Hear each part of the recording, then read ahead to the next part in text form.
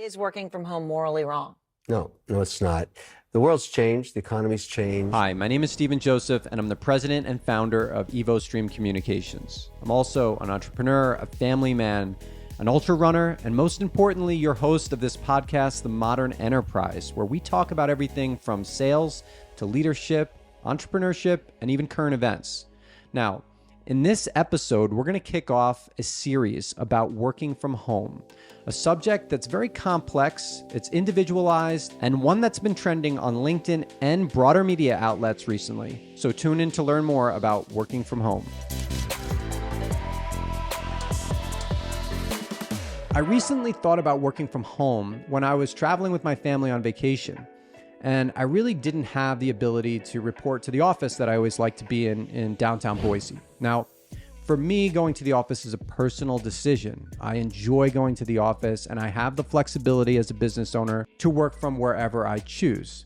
However, more recently, this has been a topic that's been trending both on LinkedIn and even across mainstream media outlets like Fortune, Bloomberg, the New York Post, who are covering AT&T in what looks like a heated situation where they're going to ask their employees to work from an office, but also relocate to a new office possibly, or face unemployment. So this work from home topic is really hot. We see pundits like Elon Musk and Mr. Wonderful with completely different perspectives on this. Is working from home morally wrong?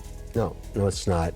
The world's changed. The economy's changed. The ethics of work have changed. You see it as a moral issue? Yes. I mean, I see it more as it's a productivity issue, but it's also a moral issue. We have Mr. Wonderful, who's doing his podcast from his pajama pants with a suit on top and advocating for work from home to continue because of its efficiency and productivity benefits.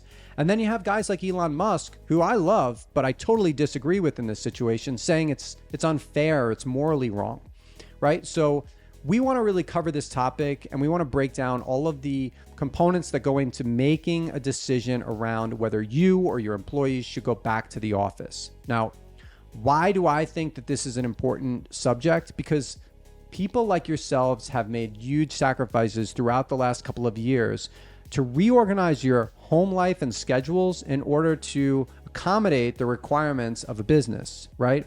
So many companies are looking at this subject as if this was a perk, right? Now, I don't look at it this way.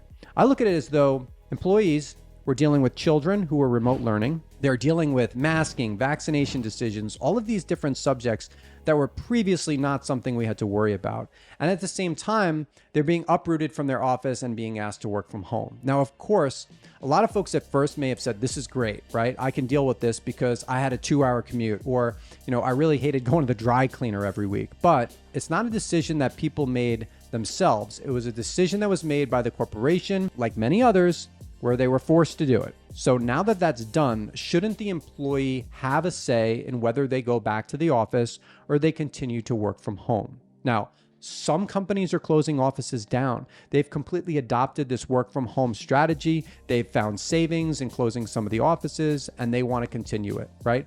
Other companies like AT&T, who have been in the news recently, are forcing their employees to go back to the office, and with the underlying threat of possible unemployment if they don't. So it's really a topic that I think we have to cover. Now, I wrote an article on LinkedIn recently that covers the basic generic pros and cons of working from home versus working in the office.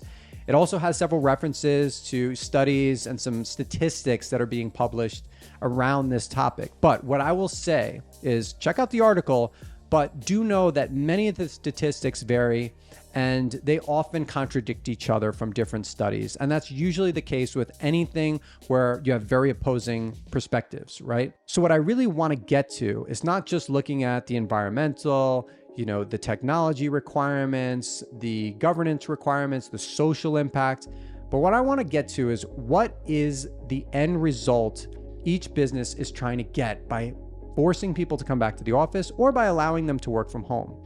And what's in it for me as an employee, right? Am I going to benefit from this or not? Sometimes you think something is good for you and it's actually not. Yes, it's convenient. Yes, I get to work from my pajamas. I get to see my family more. But ultimately, there may be some negative impacts or rebound effects that we're not aware of that we're going to end up regretting somewhere down the line. So we want to look at all of this. And what I really want to ask you to do is continue to comment in the posts, share your personal experiences. I know for me, I was a guy who used to commute 2 hours a day. I've also been in a sales role most of my life. So I've been a road warrior. I've traveled. I've had the luxury of creating my own schedule, but I also ended up working from an office by choice once my commute was more reasonable. So if you have a similar story, or you can share an experience, or you work for AT&T and you want to talk about this very live and current subject, please comment. Send me a direct message. We'll continue to try and make parts of this series address those comments, and we'll have this, hopefully, this topic covered so comprehensively that you can make this decision for yourself or for your organization when the series is over. So again, appreciate you tuning in to the Modern Enterprise Podcast. I'm your host, Stephen Joseph, and I look forward to our next conversation. Thank you.